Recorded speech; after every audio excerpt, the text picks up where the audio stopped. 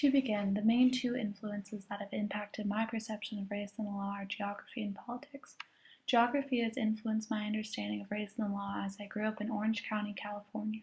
I was born in 1999 and lived in Orange County until 2017 when I moved into the dorms at Cal State San Marcos. Orange County is often referred to as the Orange Curtain, which originated between the 1990s and the 1950s because southern Orange County is typically conservative, primarily white and wealthy people. The geographic context of my life has therefore shielded me from the opportunities to meet people of different races and opinions because it lacks diversity in San Clemente, which is the small beach town I know as home. It wasn't until I moved into the dorms that I began to experience greater diversity in the people around me. In contrast, my mom's experiences geographically have been much broader than my own. She's lived in California, Virginia, and Ecuador. Her experiences both geographically and professionally have allowed her to come to the conclusion that when people of different races or social classes are in Orange County, they are treated differently by police and in courtrooms.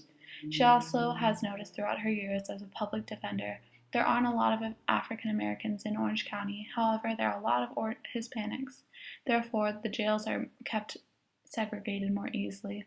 African Americans are transported separately and held in separate cells for the entire day, whereas the Hispanics and whites are mixed together. Also, when in Orange County, homeless are often treated as lesser human beings, especially in regards to race and the law.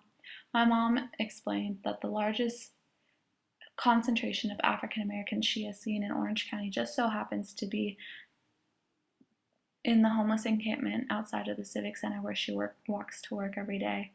It is there that they get caught up in tickets that they continue to pick up for storage of property, jaywalking, littering, minor drug offenses, and that they can't get out from under.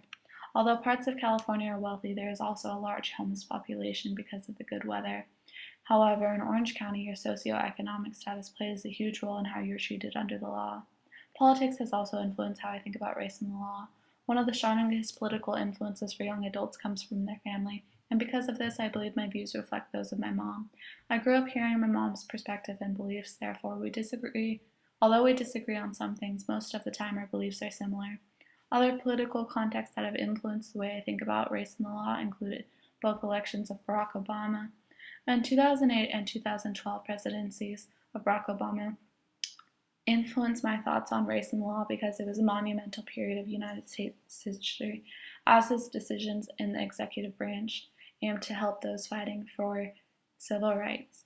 An example of President Obama's influence on race and law is he aimed to reverse the rate of black incarceration by commuting the sentences of hundreds of prisoners. For my mom, the O.J. Simpson trial in 1995 had a huge impact on how she thinks about race and the law.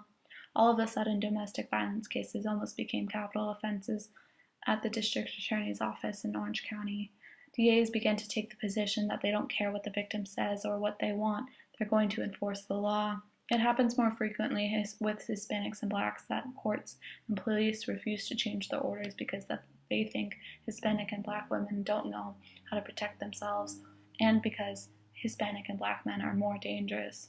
So, if it's a white couple, they're much more likely to agree to peaceful contact, but not for Hispanic or blacks, which was all kind of set off by the O.J. Simpson trial. Another influence of politics that has affected my mom's perception of the race and law is Trump's presidency, which has had an effect on people's access to the legal system. Since the beginning of Trump's presidency, you have people who won't report crimes because they're afraid of deportation. Before Obama, there used to be INS holds all the time. People would get held by INS and potentially deported.